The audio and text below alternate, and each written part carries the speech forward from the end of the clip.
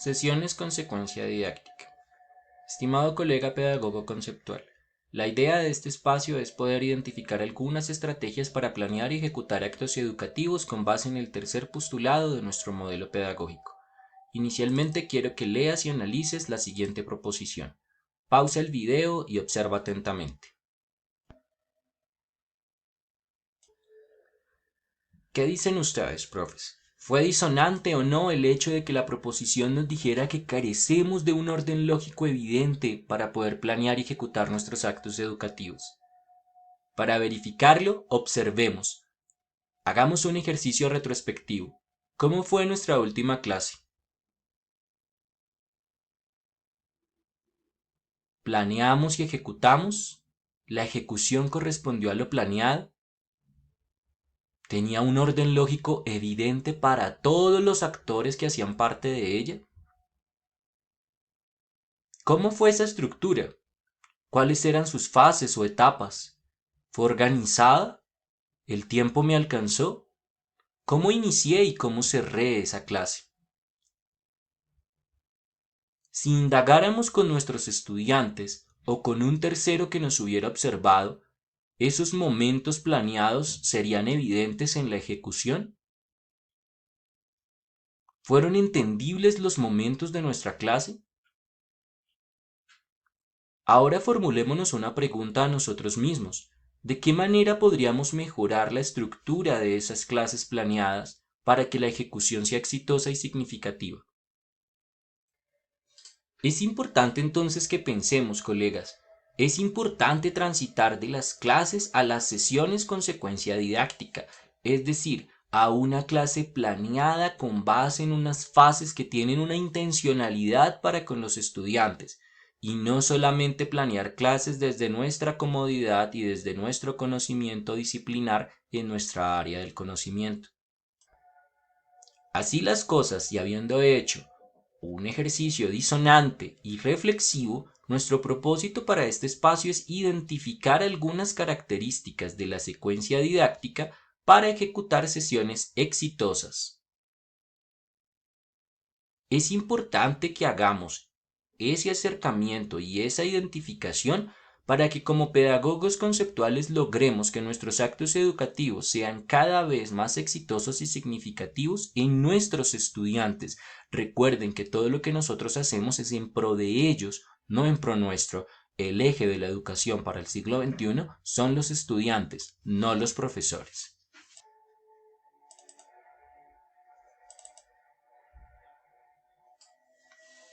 Recordemos, profes, para iniciar este proceso de formación en secuencia didáctica es importante hacer mención particular de dos postulados de pedagogía conceptual: cómo aprehende la mente humana y cómo se diseña un acto educativo.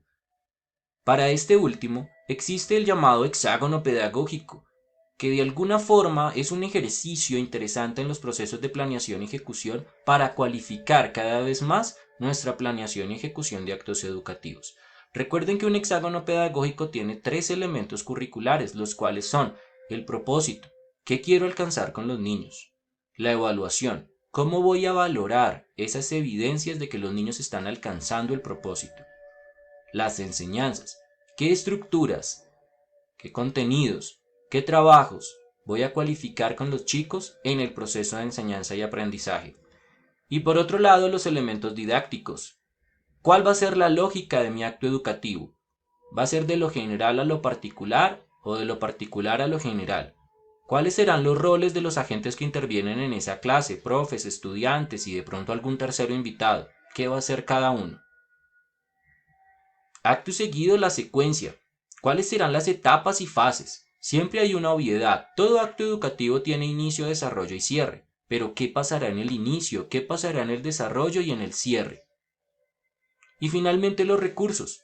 ¿Con qué elementos materiales e inmateriales debo contar para alcanzar ese propósito y que esos procesos evaluativos sean exitosos en los estudiantes? Esta planeación con hexágono es exitosa si y solo si evocamos ahora el segundo postulado de pedagogía conceptual: ¿cómo aprehende la mente humana? Recuerden que la respuesta a esa pregunta es sencilla de responder, pero a veces difícil de aplicar. La mente humana solo aprende si nosotros vinculamos afectividad, cognición y expresividad en el acto educativo. Si no lo logramos, las sesiones no serán exitosas y significativas para los niños. De pronto el profe saldrá muy conforme porque logró desplegar una gran cantidad de contenidos disciplinares que le refuerzan que él es un profe capaz, que es un profe inteligente y que conoce el área del conocimiento que está liderando. Pero en los niños, al solamente haber reforzado la cognición, no habrá significación en el aprendizaje, pues no lograron un vínculo con la enseñanza que estaban trabajando y posiblemente no lograron expresar lo que sabían y lo que no. Entremos en materia enunciativa. ¿Recuerdan el sistema de la mente humana? El sistema de la mente humana tiene tres grandes componentes. Ese primero es el sistema afectivo. Para reforzar la afectividad, vamos a la etapa de inicio. Siempre nuestros actos educativos en pedagogía conceptual deben iniciar vinculando el sistema afectivo, y esa vinculación se logra a través de dos fases: la fase de motivación, la controversia. Esta se logra a través de imágenes, de preguntas, de proposiciones, de videos, canciones, retos lógico-matemáticos, experimentos, entre otros, que logren vincular al estudiante y que le generen preguntas, que le generen disonancia, que pongan esa emotividad a fluir. El dilema. Planteémosle preguntas acerca de la controversia. Si ustedes recuerdan, al inicio planteamos una proposición bien controversial. No sabemos planear. Y si planeamos, no es lógica ni efectiva nuestra planeación. Ahí estaba la controversia y la disonancia.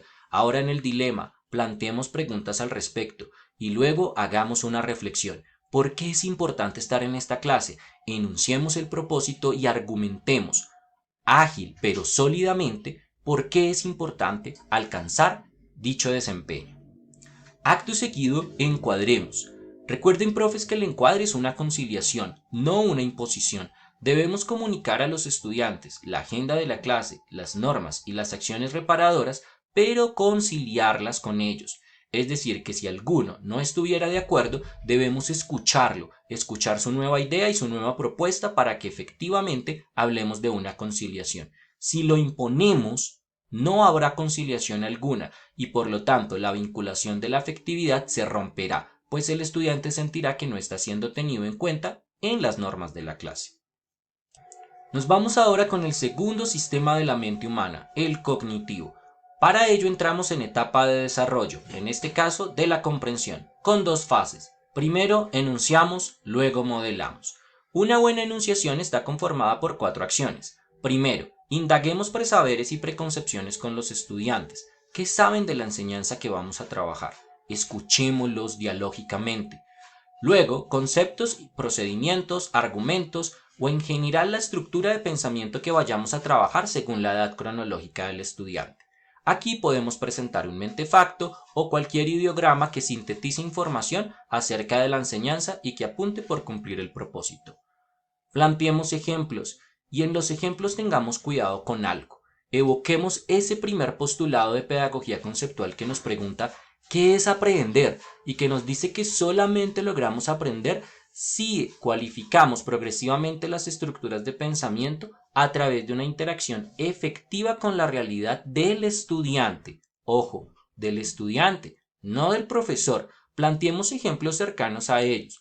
Puede, por ejemplo, que nos guste mucho el Chavo del Ocho, para plantear un ejemplo, pero si el Chavo del Ocho es anacrónico con la realidad de mis estudiantes, el ejemplo no va a ser entendido y por el contrario va a ser anacrónico con la realidad de los niños. Es un ejemplo que para el profesor puede ser muy jocoso, puede ser muy útil, pero que para los niños no va a tener significación alguna. Cuidado con ello. Y finalmente planteemos preguntas de verificación para verificar efectivamente si los ejemplos, los ideogramas utilizados fueron fácilmente apropiados por los estudiantes. Acto seguido vamos a modelar. En la modelación debemos plantear un ejercicio paso a paso con base en lo enunciado. Es decir, si enuncié la Segunda Guerra Mundial, el procedimiento para solucionar un problema matemático o la forma en cómo una célula se reproduce, pues puedo plantear un ejercicio en el cual se evidencie cómo se lleva a cabo ese conocimiento.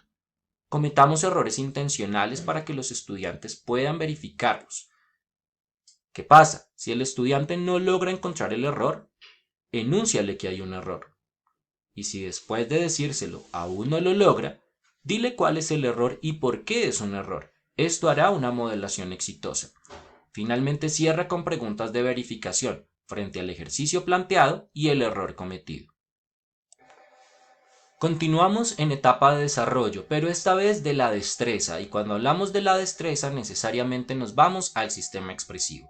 El sistema expresivo tiene tres fases, en el slide dos de ellas. Simulación. La simulación es la construcción dialógica de conocimiento. Los estudiantes deben expresar lo que han aprendido tanto en la enunciación como en la modelación. Pero ojo, en compañía del profe. Plantea un ejercicio de dificultad media-baja y ayuda a los estudiantes a solucionarlo. Monitorea cómo lo hacen. Si encuentras errores, puntualiza a través de una asesoría y sobre todo retroalimenta. De aquí la importancia que la complejidad del ejercicio no sea muy alta para que el tiempo te permita hacer una buena retroalimentación. Luego nos vamos a ejercitar. Ojo con la ejercitación. Su diferencia con la simulación radica en dos elementos importantes. Primero, en los roles del estudiante y el profesor, y segundo, en el nivel de dificultad. Aquí puedes apretar un poco más las clavijas, aumenta la dificultad del ejercicio y deja que éste sea desarrollado a un 80% por el estudiante. Él es el protagonista. El otro 20% guárdalo para ti y utilízalo con aquellos estudiantes que tienen dificultades de aprendizaje diagnosticadas o con aquellos que tienen un bajo rendimiento académico demostrado en tu asignatura. No esperes a que los estudiantes desarrollen el ejercicio solos. Monitorea constantemente lo que están haciendo. Ve por sus lugares, observa. Eso te dará herramientas para hacer una buena socialización y retroalimentación. Y finalmente, en el desarrollo de la destreza tenemos demostración. En la demostración la idea es que el estudiante sea 100% el protagonista de la expresividad. Plantea un ejercicio evaluativo que no genere estrés. De ahí la importancia de ser muy creativo. No solamente expresamos en la demostración a través de un test, preguntas A, B, C, D, respuestas 1, 2, 3, 4, sino que podemos plantear otros ejercicios evaluativos que nos permitan verificar que el estudiante ha logrado ejercitar, apropiar, potenciar esas habilidades de pensamiento y que está listo para comunicarlo. Utiliza debates, charlas, conversatorios, modelos de Naciones Unidas, obras de teatro, galerías fotográficas, que los estudiantes se planteen a sí mismos retos lógico-matemáticos, experimentos, prácticas de laboratorio, entre otros, donde el protagonista sea 100% el estudiante. Verifica el desempeño, comunícalo oportunamente. Si no te es posible en el mismo acto educativo, guárdalo para la siguiente sesión, pero no olvides retroalimentarlo. El estudiante debe ser consciente de si alcanzó o no el desempeño. ¿Y cómo cerramos nuestro acto educativo? Bien, la última etapa se llama etapa de cierre. Su única fase es síntesis y conclusiones. La idea es que 8 o 5 minutos antes de finalizar el acto educativo paremos la sesión y nos demos un espacio para verificar cuál era el propósito. ¿Cuál era nuestro propósito, profes? Identificar elementos de la secuencia didáctica para planear sesiones exitosas, ¿verdad? ¿Creen ustedes que lo hemos cumplido? ¿Han identificado algunas estrategias y algunas herramientas de la secuencia para hacer cada vez más exitosa esa planeación y ejecución? ¿Qué dicen ustedes? Si habláramos de motivar y encuadrar, ¿podrían diferenciarlas? Si les preguntara cuál es el rol del docente en la enunciación y en la modelación, ¿lo podrían responder? ¿Simular, ejercitar y demostrar son prácticas expresivas? ¿Sí o no? ¿Cómo se han sentido en este espacio virtual de formación? ¿Piensan que este espacio es útil para la ejecución de sus actos educativos? Este es el tipo de preguntas que deberíamos plantear en un cierre para puntualizar y verificar la enseñanza. Yo te invito a que hagas un propio cierre, pausa el video y date la oportunidad de contestar esas preguntas que hemos planteado previamente. Y bien, colegas, hemos llegado al final de este microespacio de formación acerca de secuencia didáctica. Espero de corazón que haya sido de utilidad. Los dejo con la máxima de la ciencia. No esperes resultados diferentes si siempre haces lo mismo. Hasta pronto.